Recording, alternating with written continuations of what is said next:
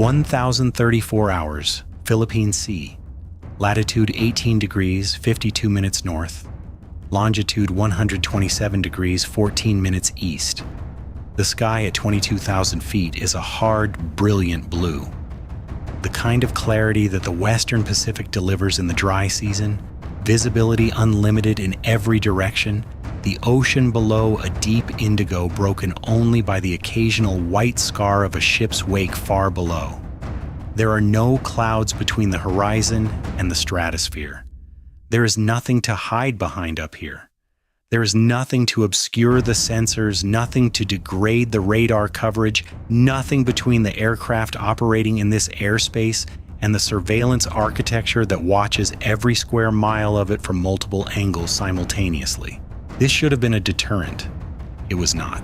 The aircraft at the center of this morning's events is a United States Navy EP-3E Aries 2 signals intelligence aircraft assigned to Fleet Air Reconnaissance Squadron 1 based at Whidbey Island Naval Air Station and currently operating from a forward deployment position at Kadena Air Base on Okinawa. The EP-3E is not a combat aircraft. It is a 4-engine turboprop platform, a military derivative of the Lockheed P-3 Orion, whose entire purpose is collection. Signals intelligence, electronic intelligence, communications intelligence, gathered from the dense electromagnetic environment of the Western Pacific and processed by a crew of 24 operators, analysts, and technicians who work the sensor suites in the aircraft's main cabin while the 4 pilots and flight engineers up front keep the aircraft on its assigned track at altitude. The EP-3E is slow, maximum cruise speed of 411 knots, and it is large, 116 feet of wingspan, 105 feet of fuselage, and it is not stealthy in any meaningful sense. It is visible on radar from hundreds of miles away. This is known and accepted. The aircraft operates in international airspace where it has every legal right to be, and its visibility is compensated for by other means. The EP-3E's AN/ALQ-76 electronic warfare suite is one of those means. The aircraft's electronic support measures systems in the specific capabilities of which are classified, provide the crew with comprehensive awareness of every radar and radio emission in the surrounding airspace, cataloging threats, characterizing signals, providing warning of any system that transitions from search mode to targeting mode. The EP-3E cannot outrun a fighter. It can, however, know with considerable precision when a fighter's radar has shifted from search to track to fire control mode, and relay that information through its satellite communication links to every relevant command authority in the region before the situation develops beyond the diplomatic. At 10:34 hours and 22 seconds, the EP-3E's electronic support measures system registers a significant change in the electromagnetic environment. Multiple airborne emitters. The classification comes back within 4 seconds as consistent with Chinese WZ-7 high-altitude long-endurance unmanned aerial vehicles, a platform that China has developed as a stratospheric intelligence collection and strike asset, are transitioning their radar modes from passive surveillance to active search. The WZ-7 is China's most capable indigenous UAV design, a large high-altitude platform with a wingspan exceeding 25 meters, capable of operating above 60,000 feet, with a range exceeding 7,000 kilometers and an endurance measured in days rather than hours. In its reconnaissance configuration, the WZ-7 has been operating in the South China Sea and Philippine Sea theater for several years, conducting persistent surveillance of U.S. and allied naval and air activity. In its strike configuration, the variant that intelligence analysts have been tracking with increasing concern over the past 18 months, the WZ-7 carries a payload of loitering munitions, small autonomous kamikaze drones that can be released from altitude, acquire targets using onboard optical and radar seekers, and conduct precision terminal attacks against aircraft, ships, or ground targets. 4 WZ-7s, operating in a loose formation at 58,000 feet, well above the EP-3E's operational ceiling of approximately 28,000 feet, and above the effective engagement envelope of most short-range air defense systems. The Chinese operators have positioned their assets in a layered stack that places the WZ-7S above and ahead of the EP-3ES track. ideally positioned to release their loitering munition payloads into the EP-3ES flight path. The release, if it occurs, will send autonomous strike drones into the airspace below the WZ-7 formation. Each drone will activate its seeker, acquire the EP-3E's large radar cross-section, and conduct a terminal engagement. A large, slow, unarmored reconnaissance aircraft at 22,000 feet against multiple autonomous strike munitions descending from above is not a survivable engagement by any conventional analysis. The EP-3E crew knows they are being targeted. The electronic warfare system is reading the WZ-7 radar emissions in precise detail. The mode transitions, the targeting parameters, the search patterns that are converging on the EP-3E's position with the systematic geometry of a weapons employment sequence rather than a surveillance pass. The aircraft commander transmits a flash priority message through the satellite communication link at 10:34 hours and 44 seconds, 22 seconds after first detection. The message reaches Carrier Air Wing 5 at USS Ronald Reagan, CVN-76, operating 280 nautical miles to the southeast. It reaches Pacific Air Forces Command at Hickam. It reaches Theater Air Operations Centers at Kadena and Yokota. It reaches every relevant decision authority simultaneously, because the satellite communication architecture was built for exactly this kind of compressed timeline emergency relay. The response was not improvised. It was pre-planned. USS Ronald Reagan's Combat Air Patrol on this particular morning consists of assets that were not advertised in the pre-flight briefing that Chinese intelligence collection systems would have been monitoring through open-source military aviation tracking. The published CAP consisted of 2 F/A-18F Super Hornets from Strike Fighter Squadron 102, currently airborne at 24,000 feet 90 nautical miles southeast of the EP-3E's position. Those aircraft are real. They are on station. They will be part of what happens next, but they are not the primary response asset. The primary response asset is a pair of F-22A Raptors from the 90th Fighter Squadron, Elmendorf Air Force Base, Alaska, currently forward deployed to Kadena for exactly the kind of contingency that is now unfolding. The F-22A is the most capable air superiority fighter ever built by any nation on Earth. This is not marketing language or patriotic hyperbole. It is the assessed conclusion of every Air Force that has flown against the F-22 in dissimilar air combat training exercises, and of every intelligence service that has attempted to characterize its capabilities from the outside.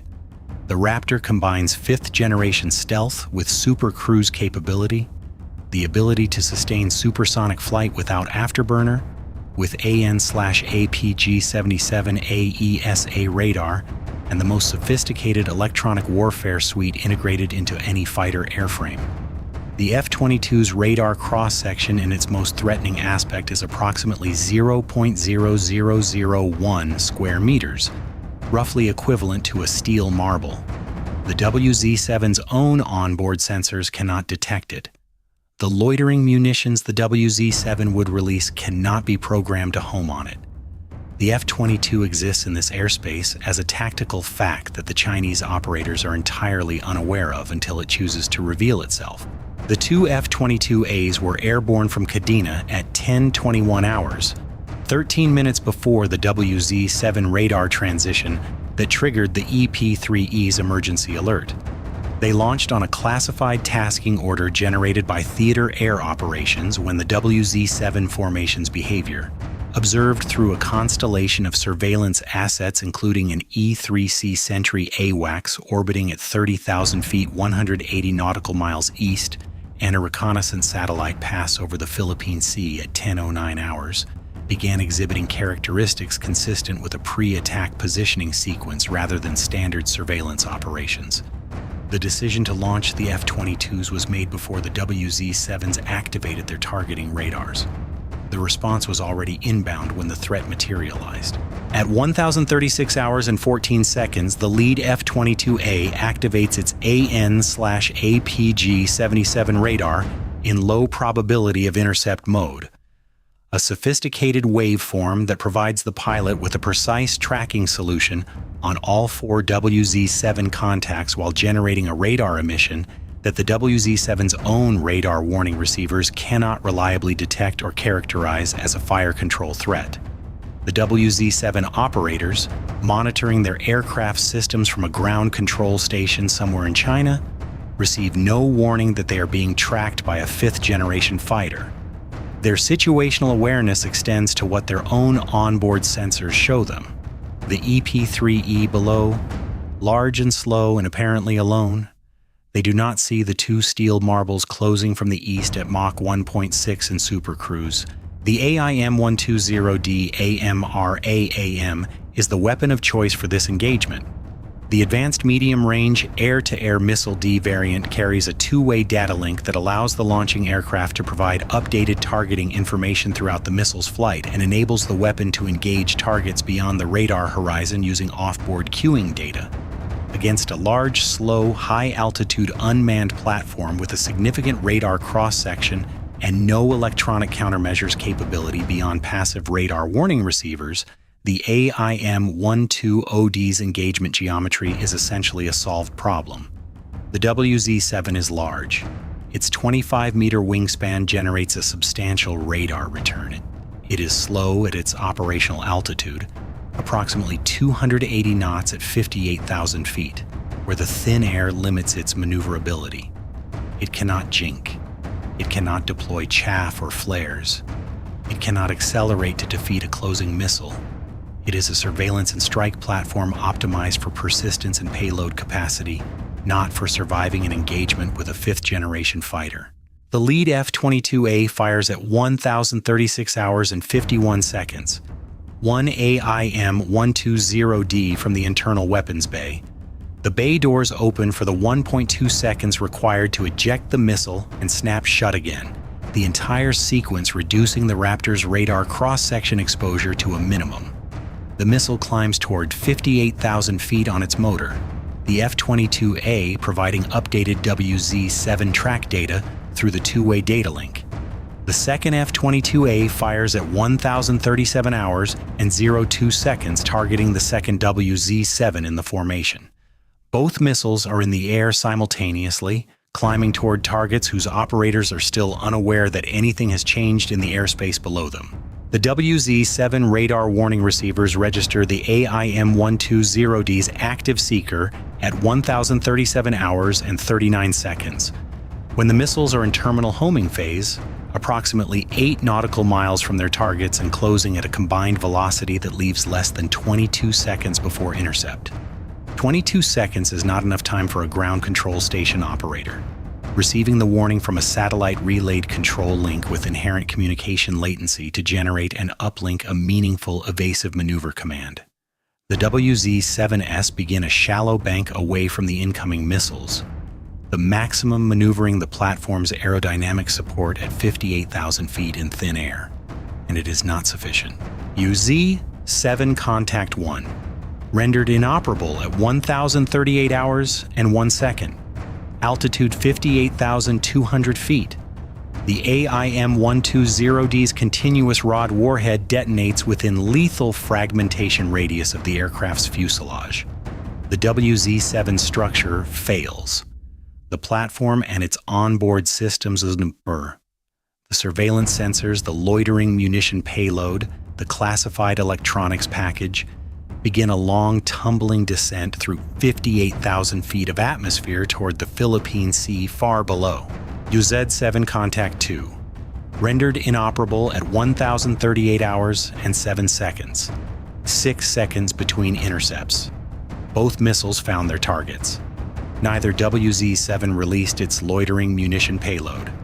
The autonomous strike drones intended for the EP-3E are descending with the wreckage of the platforms that carried them. Their seekers never activated. Their mission never executed. The second F-22A immediately fires on WZ-7 Contact 3. The lead F-22A is already computing a firing solution on Contact 4. Both aircraft are operating in supercruise, closing the remaining distance to the WZ-7 formation at 1.6 times the speed of sound, repositioning between shots with the energy management that supercruise provides without the afterburner signatures that would compromise their low observable profile. 2 more AIM-120D launches, spaced 14 seconds apart. 2 more intercepts. WZ-7 Contact 3, rendered inoperable at 1,038 hours and 44 seconds. WZ-7 Contact 4, rendered inoperable at 1,039 hours and 02 seconds. 4 WZ-7 high-altitude unmanned aircraft, each carrying a payload of autonomous strike munitions intended for the EP-3E below, rendered inoperable in the space of 61 seconds. The EP-3E continues its assigned collection track at 22,000 feet, her crew monitoring the engagement through their electronic warfare system's passive picture of the events unfolding above them. The WZ-7 radar emissions that cut off in sequence as each platform was neutralized, the brief AIM-120D seeker activations in terminal phase, the silence that followed. The aircraft commander notes the engagement complete at 10:39 hours and 14 seconds and transmits a status report through the satellite communication link. The EP-3E has not altered its course, altitude, or speed during the engagement. The collection mission continues. The 2 FA-18Fs that were the visible component of the CAP, the aircraft that Chinese intelligence would have been tracking on their radar picture as the known American response assets, never changed their patrol pattern. They were never needed for the primary engagement. They remain on station as the second-tier response, ready to engage any additional threats that develop from other vectors, their presence on Chinese radar serving as the cover story for the F-22s that nobody in the WZ-7 ground control station knew were there until the first AIM-120D seeker went active 11 miles from their aircraft. The E-3C Sentry AWACS, which has had the complete tactical picture from the beginning, transmits the full engagement record to Pacific Air Forces and to the Carrier Strike Group. The data includes the WZ-7 radar emission parameters collected during the targeting sequence, an exceptionally valuable intelligence product that characterizes the WZ-7 strike variant's sensor suite in pre-attack mode with a fidelity that no other collection opportunity has previously provided. China's attempt to neutralize a U.S. reconnaissance asset has instead handed American signals intelligence analysts a comprehensive electronic signature library for their most capable unmanned strike platform's weapons employment sequence. At 10:47 hours, the EP-3E's collection mission enters its final scheduled hour.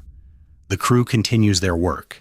The electronic intelligence collection, the signals processing, the data logging, with the professional focus of operators who understand that the information they gather informs the tactical picture that protects every American asset in this theater.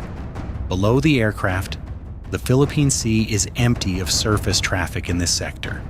Above it, 2 F-22As are repositioning to their post-engagement patrol station, their internal bays empty of 2 AIM-120Ds each, but their fuel state still comfortable, their systems fully operational.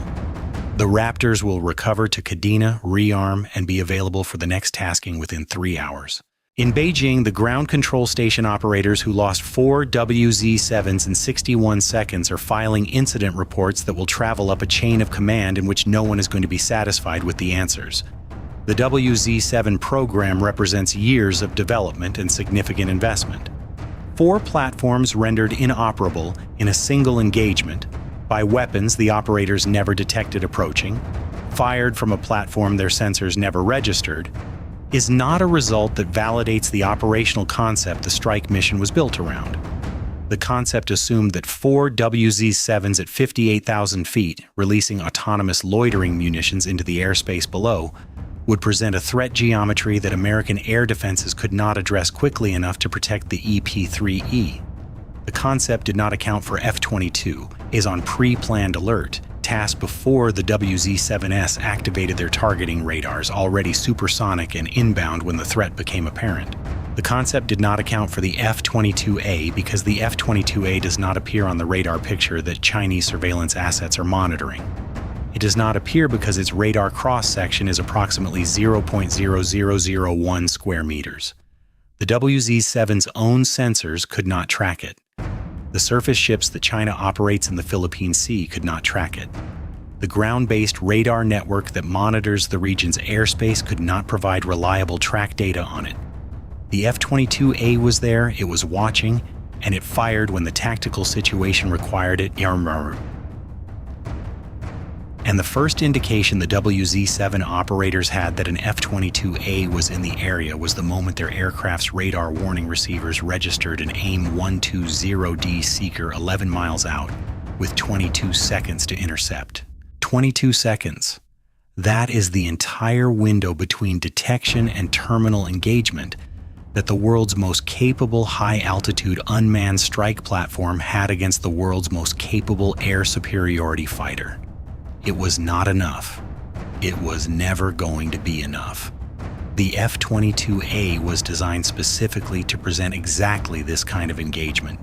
Invisible until the moment of commitment, already in firing position before the adversary understands the geometry of what is happening, capable of engaging and disengaging and repositioning before any response can be generated. China's WZ-7 program is real technology.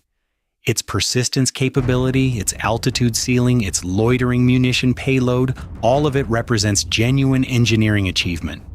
None of it changes what happened over the Philippine Sea this morning. 4 WZ-7s rose to 58,000 feet to neutralize an American reconnaissance aircraft and were themselves rendered inoperable in 61 seconds by an aircraft they never saw, firing missiles they detected too late to evade, prosecuting an engagement that was already decided before the WZ-7 operators activated their targeting radars. The EP-3E lands at Kadena at 13:47 hours. The intelligence product from the mission, including the WZ-7 targeting radar electronic signature data collected during the attempted engagement, is downloaded, processed, and distributed to theater intelligence centers before the crew has finished their post-flight debrief. The Philippine Sea remains open. American reconnaissance aircraft continue to operate in international airspace. The F-22As are armed and ready on the ramp. China sent 4 of its best unmanned strike assets to neutralize a single American reconnaissance aircraft in international airspace. The aircraft completed its mission. The WZ-7S did not. Bye for now.